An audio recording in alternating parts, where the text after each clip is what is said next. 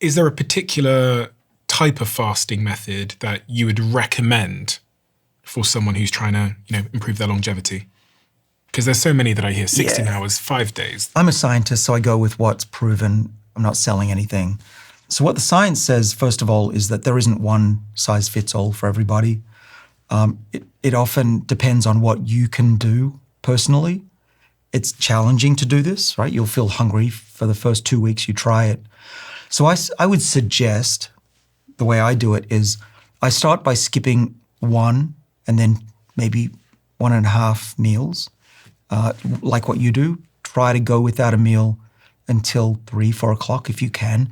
Maybe not the first day, right? If you do that the first day, you'll say, this is crazy, I'm going to grab a snack, and you won't do it. So go slowly, build up to it. So the first day, I would say, just don't eat breakfast and maybe have a snack mid-morning. A week later, try to go without breakfast completely until lunch, and eventually work up to what you do and I do, which is eat a very late lunch, if not go to dinner. What you get with that is, obviously you're not eating in bed, hopefully. So you've got the night fast starting, what would it be, 7 p.m. roughly? When do you finish dinner? Oh God, no comment. Okay. It's usually pretty late. Last night it was, this is probably why I don't eat very early the next day. Last night would have been about, I'm going to say 10 p.m. Okay. It was super late. That's an extraordinary example. Usually it would be 8 or 9 p.m. Okay, but you've got at least 13, 14 hours, which is good. Yeah. Try to aim for 14 hours. Some people go 16 hours, but that's a good start for fasting.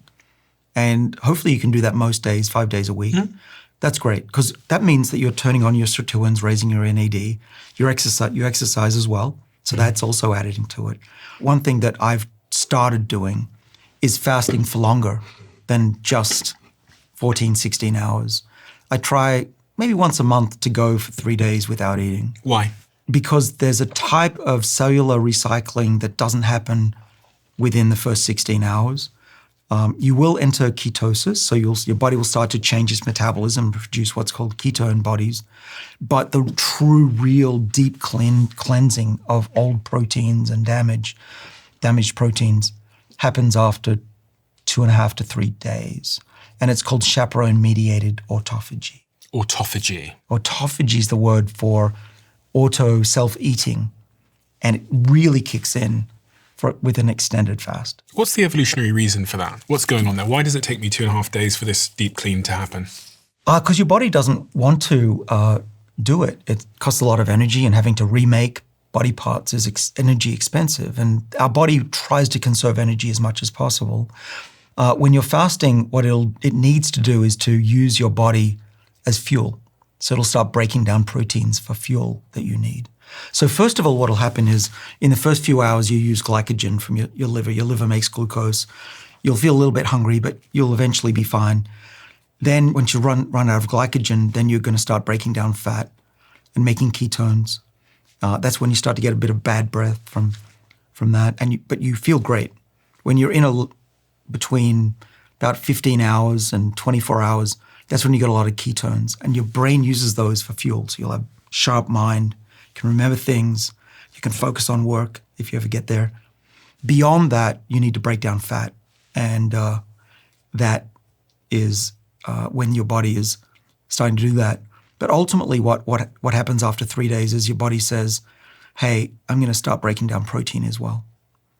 And I wouldn't do that often because I don't want to break down a lot of protein, but your body will start to turn over old proteins preferentially. And a little bit of that's why I do it maybe once a month, has been shown, at least in animals, to be not just healthy, but life extending. On that point of ketosis, I like being in a state of ketosis. I kind of cycle in and out of it during the year because I get so many of the cognitive benefits. I'm more articulate on the podcast. I can think better. I feel better. I feel more focused and more attentive. Is the keto diet a healthy diet in your view? What are the benefits of it? Is it something that you think is natural to be recommended? Well, I don't mind being controversial, but I do speak the truth. There's not a lot of evidence that long-term the ketogenic diet is healthy. Mm-hmm. It certainly doesn't correlate or associate with longevity. Short-term, okay, it does help people lose weight, no question. But I am rather concerned for people that don't have a balanced diet with an input of plant material, which has molecules that are unique to plants and you won't find in high processed foods or meat. The evidence, speaking as a scientist, is that the long-term ketogenic diets are not going to be longevity inducing. The evidence is more having a lean diet with a focus on plants that are not overcooked and not ultra-processed. That one is undoubtedly the healthiest if you can do it. Do you eat meat? I do eat meat, but not like I used to. I used to think that a meal was not a meal unless I had a piece of meat there and then the vegetables were the decoration. And I'd begrudgingly eat the green stuff. I've been flipped totally. Serena, my partner, Serena Poon, is not just a nutritionist, but a longevity expert for the last 26 years. And so she came to my apartment, which is now our apartment, and she just cleared out all the food that I had. Pretty much everything was either toxic or just not healthy. It was ultra-processed. She said, "What are you eating? That kind of peanut butter, full of sugar." So she's taught me how to live healthy. And so now I rarely eat meat. I rarely drink alcohol. I focus on really fresh, high quality, preferably organic foods because I don't want pesticides and I don't want other contaminants. But I do know organic can be more expensive. Why not meat? So animals, unfortunately, don't make what are called polyphenols, which are a type of molecule that I believe and have evidence turns on the sirtuins and other pathways, biochemical reactions that delay aging. So sirtuins are just one of a few enzymes that control aging. We know this. There are sirtuins, there's mTOR, which responds to aminos, and another one called AMPK. So those three pathways are altered in just the right way by molecules found only in plants, well, and a small extent in fungi, but not in meat. So if you're not eating a lot of vegetables or fruits, you're not getting these molecules. They're like medicine as food. So right here, I hope you don't mind me mentioning that there are some food in front of us. And I'm looking at blueberries here. Blueberries are packed with polyphenols. One of the reasons they have purple color is that polyphenols have the color. And as Serena would tell you, eat the rainbow. I call it xenohormesis, which is not as attractive.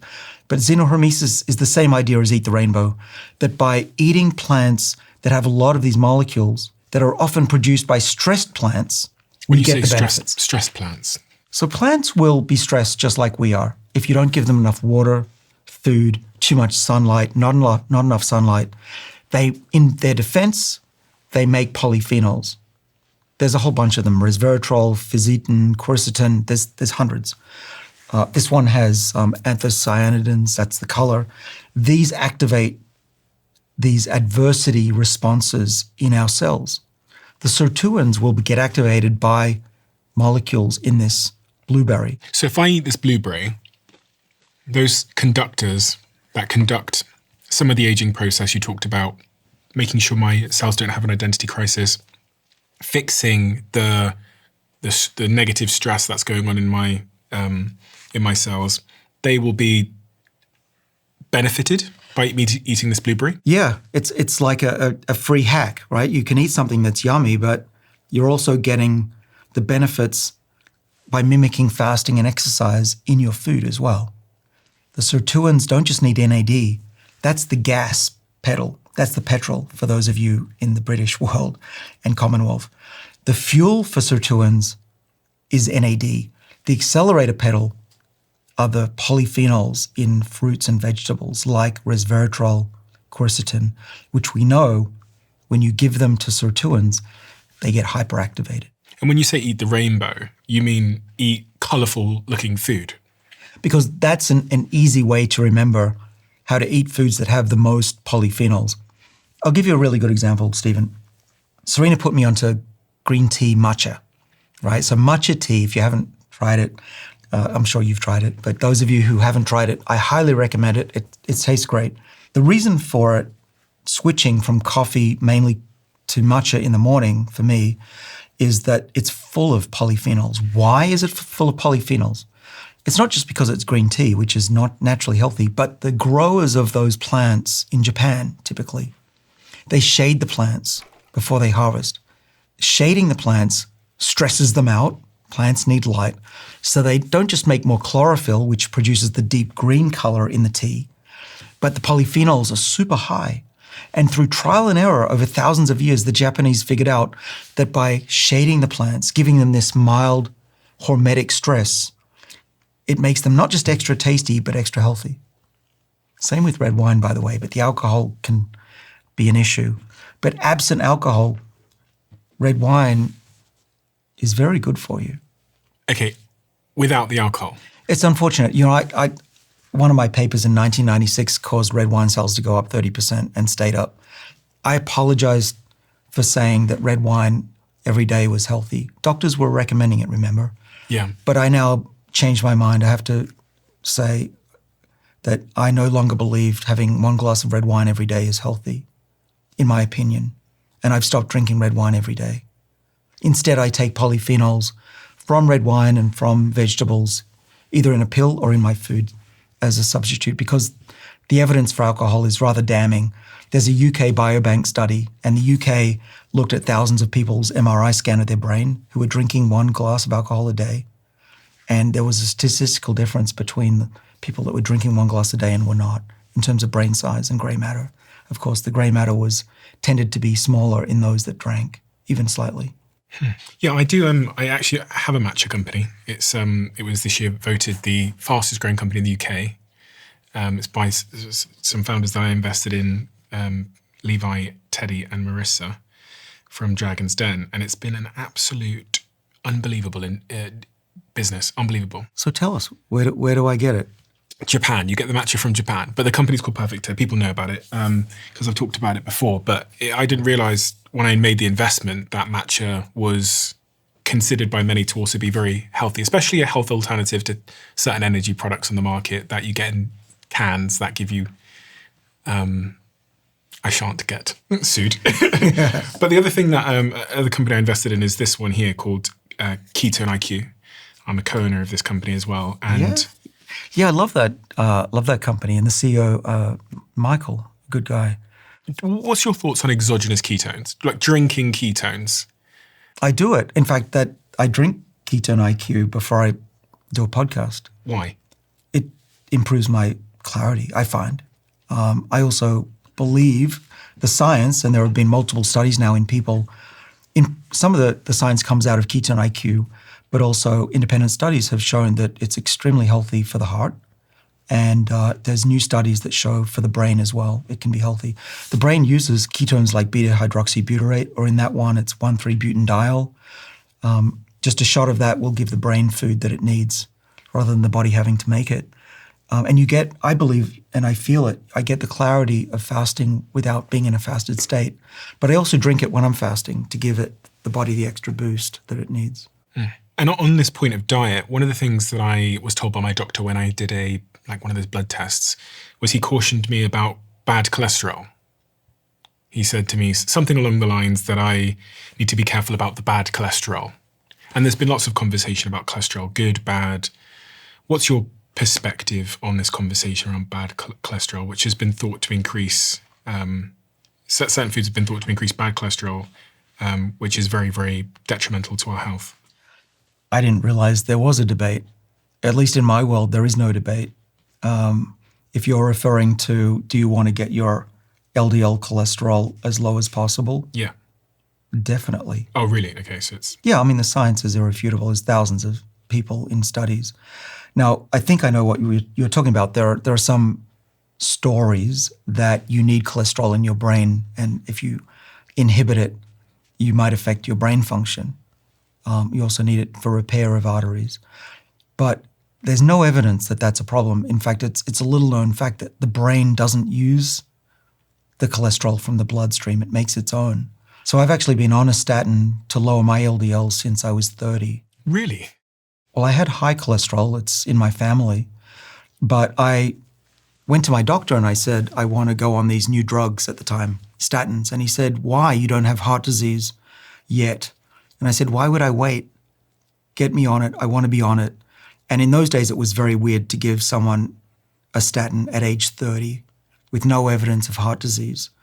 But as you know, I'm of the opinion that we shouldn't wait till we get diseases to treat them. We should preempt that and start early in life. And so, I insisted with my doctor, initially with statins, but on all of these things, I go in and I say, I need you to prescribe me this test, I need this medicine. And eventually, after talking it over with him, he typically prescribes me something or gets me a test. But I've been fighting the system. And my doctor's at Harvard, so he's a good doctor, but conservative. The old way of doing medicine is, if you're not sick, we're not going to give you a medicine. Certainly not if you're young and healthy. But that has to change. So you're saying that I should be on statins, potentially? Well, what's your LDL level? I don't think it's great. I think I ate too much bacon or something.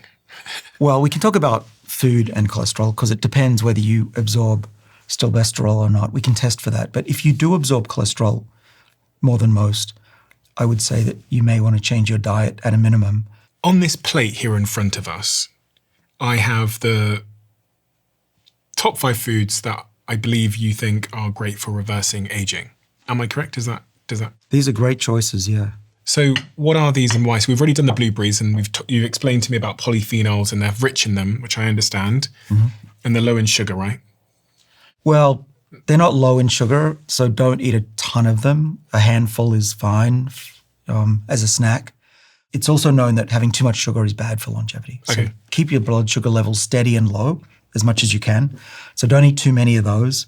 A better choice than blueberries would be something like matcha, which is not full of sugar. In fact, if you go to some of these chains that sell matcha and it tastes really sweet, you're going to reverse the effects of any polyphenols by drinking that much sugar.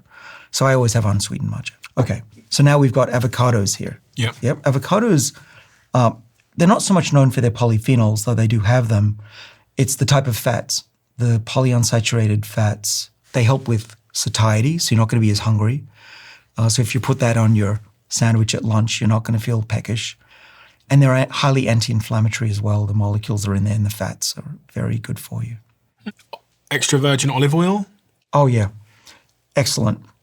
So the type of oils that are in there are very healthy. There's omega-9, which is also known to activate sirtuins. And again, if you have the right grower, and this has been cold pressed, not too processed, and stressed before harvesting, you'll have huge amounts of polyphenols as well. I really hope that this is what the team said it was.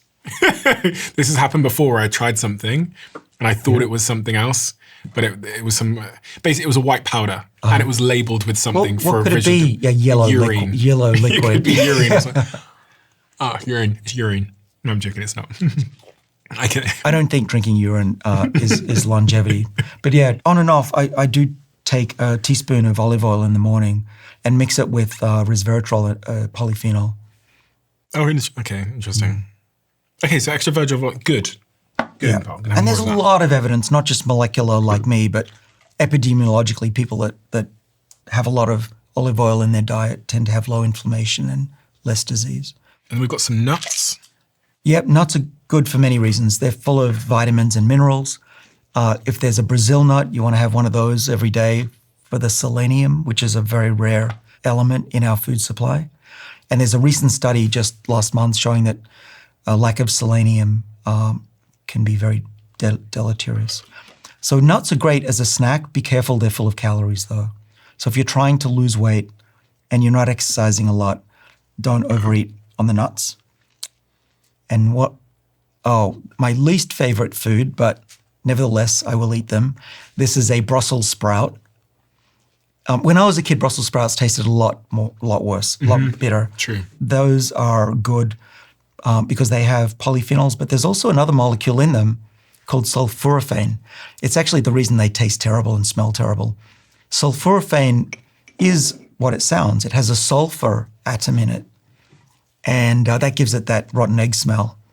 But sulforaphane activates these Hormesis pathways. There's one called NRF, and that is a stress response protein that sulforaphane activates. So you actually, by eating preferably relatively steamed, not fried to death Brussels sprouts, you'll get sulforaphane. You can also take sulforaphane as a supplement if you don't like Brussels sprouts. If you love the Diary of a CEO brand and you watch this channel, please do me a huge favor. Become part of the 15% of the viewers on this channel that have hit the subscribe button. It helps us tremendously, and the bigger the channel gets, the bigger the guests.